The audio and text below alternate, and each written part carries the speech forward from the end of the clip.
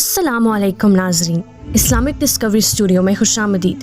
नाजरीन, आज की इस वीडियो में हम बात करने जा रहे हैं ग़ज़वा-ए हिंद के बारे में।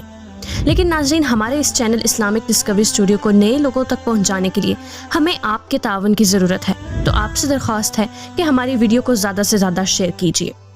नाजरीन, ग़ज़वा-ए हिंद एक ऐसी जंग है जिसमें तमाम हिंदुस्तान को मुसलमान मुकम्मल तौर पर फतह कर लेंगे। नाज़रीन, सिर्फ यही नहीं बल्कि ये वो जंग होगी जिसमें हिंदुस्तान के तमाम बड़े बड़े सरदार बेड़ियों में जकड़े जाएंगे। ये जंग हज़रत मेहदी अलैहिस्सलाम की सरबराही में लड़ी जाएगी और वक्त के साथ साथ इतनी बड़ी जंग बन जाएगी कि बिल आखिर तमाम दुनिया पर हज़रत इमाम मेहदी अलैहिस्सलाम इस्लामी इक़्तिदार कायम कर देंगे, जिसके बाद हज़रत ईसा इब्ने मरियम अलैहिस्सलाम का नज़ूल होगा।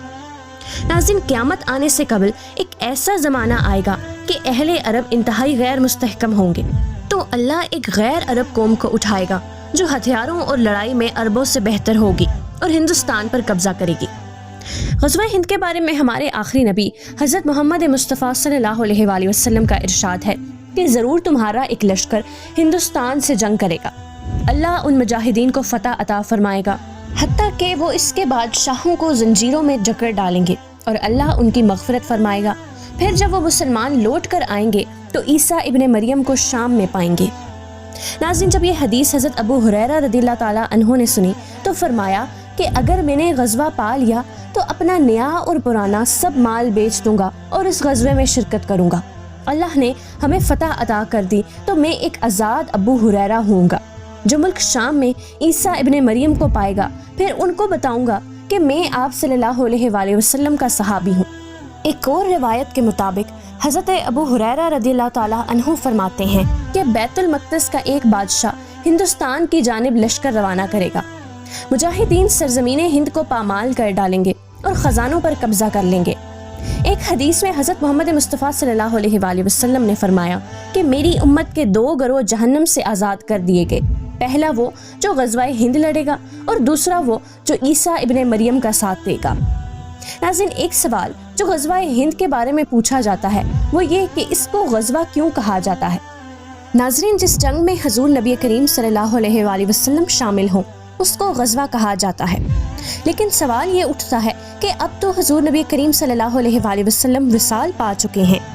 इसका जवाब यह है कि हमारे प्यारे नबी हज़रत मोहम्मद मुस्तफ़ा सल्लल्लाहु अलैहि वसल्लम ने चूँकि इस ग़ज़वे की तमाम मालूमात थी और अहद लिया कि जो ज़िंदा रहे वो इस ग़ज़वे में ज़रूर शरीक हो, तो नबी करीम सल्लल्लाहु अलैहि वसल्लम की इस बैत लेने वाले अमल ने इसको ग़ज़वे का सरबराह बना दिया और ये जंग ग़ज़वा-ए हिंद करार पाई।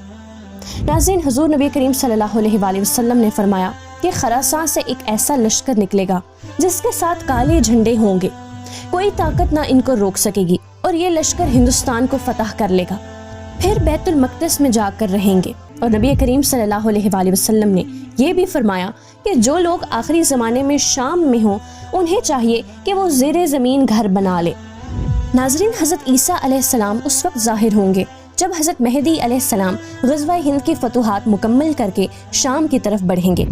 नाज़रीन, इस बात के बारे में बहुत ही कम लोग जानते हैं कि इस जंग के दौरान यहूदियों को सिर्फ एक ख़ास दरख्त के पीछे पनाह मिलेगी जिसका जिक्र कई हदीसों में है और यहूदियों ने इस दरख्त की बड़ी तादाद में काश्त अभी से शुरू कर दी है। ये ग़ज़वा जो शायद पाक बहारत जंग से शुरू होगा और इस जंग में अफ़गानी, ईरानी और एशियाई कौमों के मुसलमान भी पाकिस्तान के साथ शरीक होंगे और पूरे बरे सगीर पाको हिंद पर मुसलमानों का मुकम्मल गलबा हो जाने के बाद ये जंग अपना रुख मोड़ेगी और अरब इलाकों में चली जाएगी जहाँ हज़रत ईसा इब्ने मरियम अलैहिस्सलाम का नज़ूल होगा और दज्जाल से जंगें शुरू होंगी। नाज़रीन, इस ग़ज़वे से मुतालिक आपकी क्या राय है? कमेंट में हमें ज़रूर आगाह कीजिए। अगली वीडियो तक के लिए हमें इजाज़त दीजिए। अल्लाह हाफ़िज़।